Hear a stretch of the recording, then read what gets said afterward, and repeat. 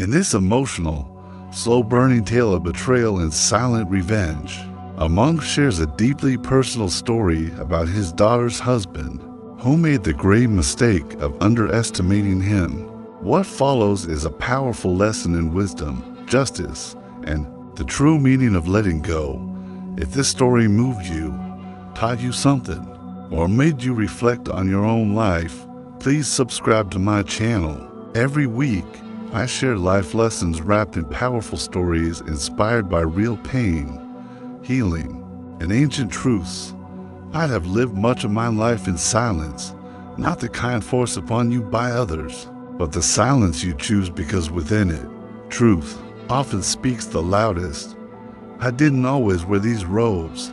Once, I was a husband, a father, a teacher of philosophy. But the world outside these monastery walls has a way of twisting even the simplest truths.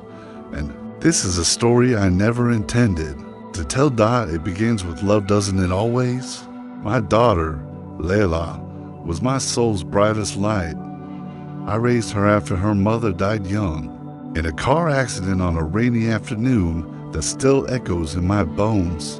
Layla grew strong, fierce, independent, and she married a man named Zane. He wore ambition like a second skin, charming, smooth, the kind of man who never says I don't know, even when he does. I saw the warning signs early, but what father wants to ruin his daughter's happiness? So I watched, quietly, with the same patience I once offered troubled students. Zane never came to me for advice. He came for money. He started small, alone, to cover car repairs, then to launch a business.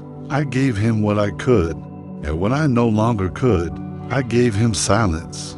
A silence he mistook for weakness. Years passed. Layla gave birth to twin boys.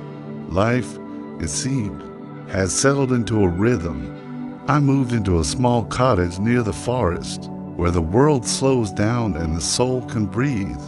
I kept a small savings account, nothing extravagant, enough to live quietly. A few investments from my younger days sat untouched, slowly growing like moss on stone. But secrets, no matter how deeply buried, have a way of drawing greedy hands. One morning, Zane came to visit alone. He smiled to wide, said he wanted to help me modernize my finances. He suggested moving my investments into a shared account, a family trust, he called it. I refused gently, respectfully. He laughed it off, but his eyes didn't. That was the moment I knew.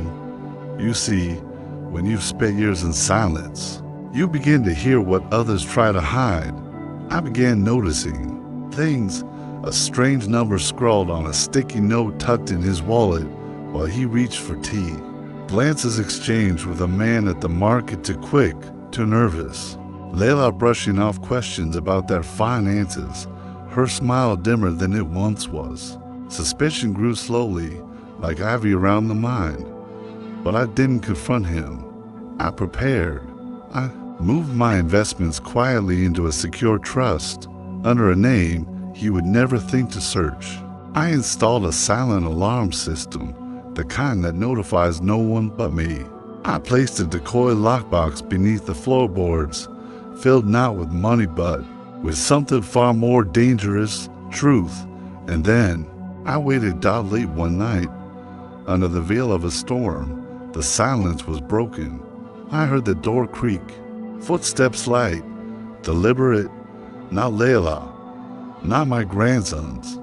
I stayed still in my room, listening as drawers opened, floorboards shifted, and then the silence broke again, this time with the soft click of the box. I let him find it. Inside, he wouldn't see cash. He would find copies of every loan, every falsified signature I had discovered, emails from investors he had scammed, printouts of police reports he thought were sealed, and a letter addressed to Layla. I knew what you did. The letter read, I knew who you really were. I gave you time to become better, but you chose differently, And now, your actions will become your legacy. I waited until he returned upstairs, pale-faced and shaking, and then I turned on the light. He stared at me, frozen. We didn't speak. His lips parted, but no sound came. I didn't raise my voice. I simply said, "It is time you left this house and her life." He threatened me, said Layla wouldn't believe me. "She won't have to," I replied. "She'll believe you." I handed him a second letter, this one, sealed, addressed to her, written in his handwriting. I had copied his tone perfectly, forged it with the precision of someone who had studied every word he'd ever written me. In it, he confessed everything: regret, lies, the plan to empty my account and disappear with someone else. The name of the woman he was seeing was real. I knew about her too.